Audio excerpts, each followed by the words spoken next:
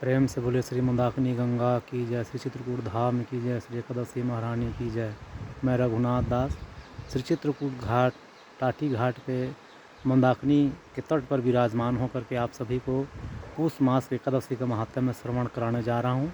प्रेम से बोले श्री एकादशी महारानी की जय।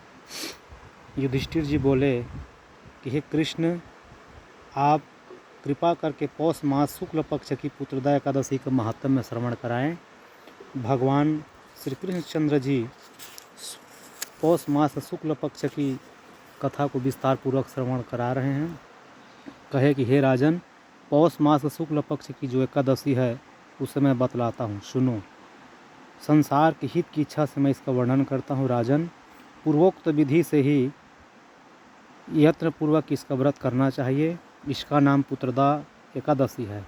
यह सब पापों को हरने वाली है एवं उत्तम तिथि है। समस्त कामनाओं तथा सिद्धियों के दाता भगवान नर नारायण इस तिथि के अधिदेवता हैं। चराचर प्राणियों सहित समस्त त्रिलोकी में इसे बढ़कर कोई दूसरी तिथि नहीं है। पूर्व काल की बात है राजन, भद्रावतीपुरी में राजा सुकेतुमान राज्य करते थे। उनकी रानी का नाम चंपा था। राजा को बहुत समय तक कोई वंशधर पुत्र की प्राप्ति नहीं हुई थी, इसलिए दोनों पति पत्नी सदा चिंता और शोक में डूबे रहते थे।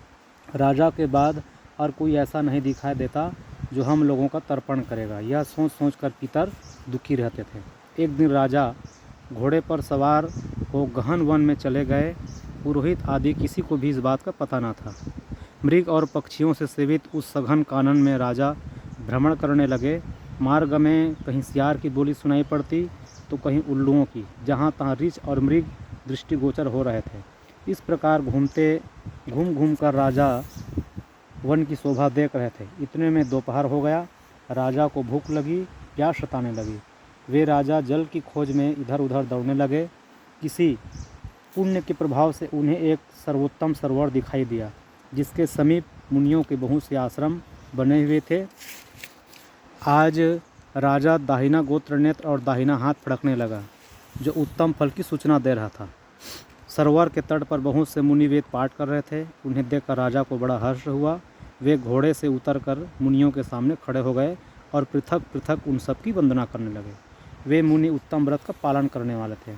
जब राजा ने हाथ जोड़कर बारंबार दंडवत किया, तब मुनि बोले कि राजन, हम लोग तुम पर प्रसन्न हैं। राजा बोले, आप लोग कौन हैं, आपके नाम क्या हैं तथा आप लोग किस लिए यहाँ एकत्रित हुए हैं, यह सब आप मुझे विस्तारपूर्वक बताएं। मुनि बोले, राजन, हम लोग विश्वदेव हैं, यहाँ स्नान के लिए आए हैं। माघ निकट आने वाला है। आज से 5वें दिन माघ का स्नान आरंभ हो जाएगा। आज ही पुत्रदा नाम की एकादशी है, जो व्रत करने वाले मनुष्यों को पुत्र प्रदान कराती है। राजा ने कहा, विश्वदेवगण, यदि आप लोग प्रसन्न हैं तो मुझे भी एक पुत्र की प्राप्ति आप लोग वरदान दे दीजिए। मुनि बोले, राजन, आज के ही दिन पुत्रदा नाम की एकादशी है। इसका व्रत बहुत विख्यात है।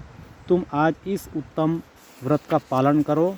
महाराज, भगवान केशव के प्रसाद से तुम्हें अवश्य ही पुत्र की प्राप्ति होगी। भगवान श्री कृष्णचंद्र जी कहे कि युधिष्ठिर, इस प्रकार उन मुनियों के कहने से राजा ने उत्तम व्रत का पालन किया। महर्षियों के उपदेश के अनुसार विधि पूर्वक पुत्रदा एकादशी का अनुष्ठान किया। फिर द्वादशी को पारण करके मुनियों के चरणों में बारंबार मस्तक झुकाकर राजा अपने घर को प्रस्थान किए। तदंतर रानी ने गर्भ धारण किया। प्रसव काल आने पर पुण्यकर्मा राजा को तेजस्वी पुत्र की प्राप्ति हुआ, जिसने अपने गुणों से पिता को संतुष्ट कर दिया। वह प्रजाओं का पालक हुआ। इसलिए राजन, पुत्रदा का उत्तम व्रत अवश्य करना चाहिए। मैंने लोक हितार्थ के लिए यह गुप्त कथा आपको विस्तार पूर्वक श्रवण कराया हूँ।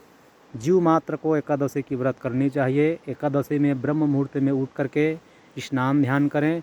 सुंदर केशव भगवान, नारायण भगवान जी, विष्णु भगवान जी की पूजा आराधना करें। शांताकारं भुजगशयनं पद्मनाभं सुरेशं विश्वाधारं गगनसदृशं मेघवर्णं शुभांगं लक्ष्मीकान्तं कमलनयनं योगविज्ञानगम्यं वंदे विष्णुं भवभयहरं सर्वलोकैकनाथं। भगवान श्री नरनारायण लक्ष्मीनारायण भगवान जी की पूजा आराधना करें। तत्पश्चात निराहार रह करके भगवान की नाम जाप करें, कीर्तन करें, एकादशी के महात्म्य में श्रवण करें, तो निश्चित ही भगवान केशव भगवान की कृपा से, नारायण भगवान की कृपा से, लक्ष्मी नारायण भगवान की कृपा से उस जीवात्मा के सभी मनवांछित फल की प्राप्ति हो जाती है। और मैं रघुनाथ दास चित्रकूट धाम टाटी घाट से आप सभी को सादर जय श्री राम और एकादशी की हार्दिक हार्दिक बधाई एवं ढेरों शुभकामनाएं। इसी प्रकार आप लोग गुणार्थ रहस्य ज्ञानवर्धक कुछ भी प्रसंग यदि सुनने के इच्छुक हैं, सत्संगी हैं, तो कृपा करके मेरे इस YouTube चैनल को आप लोग सब्सक्राइब करें, लाइक करें और शेयर करें। प्रेम से बोले श्री अवध बिहारी सरकार की जय।